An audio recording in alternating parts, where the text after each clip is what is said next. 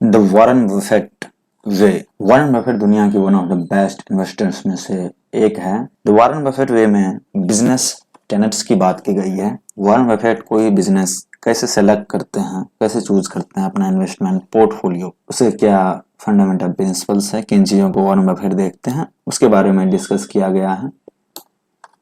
Tenets की बात करें तो टोटल 12 टेनेट्स हैं। वॉरेन बफेट कोई भी इन्वेस्टमेंट मेनली इन टेनेट के बेस पे ही करते हैं। फर्स्ट टेनेट है business Tenet. Buffett doesn't think in terms of market theories, macroeconomic concept, or sector trends. He makes investment decisions based only on how a business operate. Business के managements किस तरीके से business काम कर रही है, किस तरीके से ऑपरेट कर रही है, इन चीजों को ज्यादा इंपॉर्टेंस देते हैं वॉरेन बफेट किसी बिजनेस में इन्वेस्टमेंट करने से पहले। अब बिजनेस टेनेट में जो है बफेट देखते हैं कि is the business simple and understandable.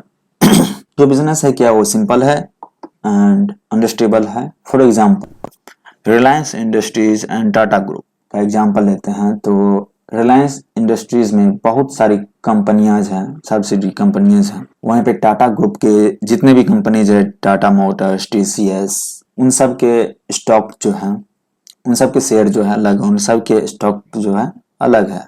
सारी कंपनी जो है इंडिविजुअली लिस्टेड है। रिलायंस इंडस्ट्रीज में सारी companies, group of companies Reliance industries के अंदर रिलायंस इंडस्ट्रीज के अंदर रजिस्टर्ड है। इसलिए रिलायंस इंडस्ट्रीज को समझना, और ये बिजनेस जो सिंपल नहीं है, बट टाटा ग्रुप की कंपनीज की बात करें तो वो इंडिविजुअली लिस्टेड है, तो ज्यादा सिंपल और आसान वे में आप समझ सकते हो। अब मान लो कि ऑयल के प्राइसेस इंटरनेशनल मार्केट में बढ़ रहे हैं तो रिलायंस इंडस्ट्रीज पे क्या फर्क पड़ेगा। रिलायंस इंडस्ट्रीज में ऑयल एंड गैस भी है, जियो भी है, जियो मार्ट भी है, रिलायंस ट्रेंड भी है, बहुत सारी चीजें।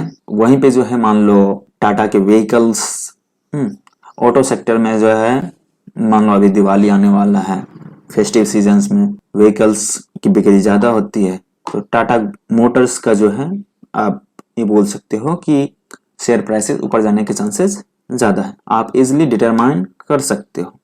वही रिलायंस इंडस्ट्रीज में आप इजिली डिटरमाइन नहीं कर सकते हो। उसी के साथ वॉरेन बफेट बात करते हैं invest in your circle of competence. It's not how big the circle of competence that counts, it's how you define the parameters. Circle of competence क्या है कि आपका नॉलेज जो बेस है, किन चीजों के बारे में आपका नॉलेज है, जिन कंपनीज के बारे में आपका नॉलेज है, उनमें आप इन्वेस्ट करें। ये निफ्टी 50 में जितनी सारी कंपनियां हैं उनका वेटेज सेक्टर वाइज का चार्ट है। ये फाइनेंशियल सर्विसेज 37% वेटेज है, आईटी का 15%, oil gas 12%, automobile, metals and mining and health care. तो आप मान लो कि यदि एक डॉक्टर हो तो आप हेल्थ केयर में आपको ज्यादा नॉलेज होगा। आप मान लो कि कोई इलेक्ट्रिकल इंजीनियर हो तो आपको जो है आईटीज, इलेक्ट्रॉनिक्स मार्केट का नॉलेज अच्छा खासा होगा, तो आपको उन चीजों में इन्वेस्ट करना चाहिए जिसमें आपका नॉलेज है, सर्कल ऑफ कॉम्पिटेंस जिसमें है। Buffett. He understands revenue, expenses, cash flow, labor relations, pricing flexibility, and capital allocation needs of every single one of Berkshire's holding. Buffett जो है जिन भी कंपनीज में इन्वेस्ट करते हैं उनका एक्सपेंस, रिवेन्यू, कैश फ्लो, इन सारी चीजों को, कैपिटल एलोकेशन को वो समझते हैं, देखते हैं, उसके बाद ही उसमें इन्वेस्ट करते हैं। बिजनेस टेनेट में दूसरा पॉइंट आता है does the business have a consistent operating history. Does the business have consistent operating history, several changes and exceptional returns don't mix.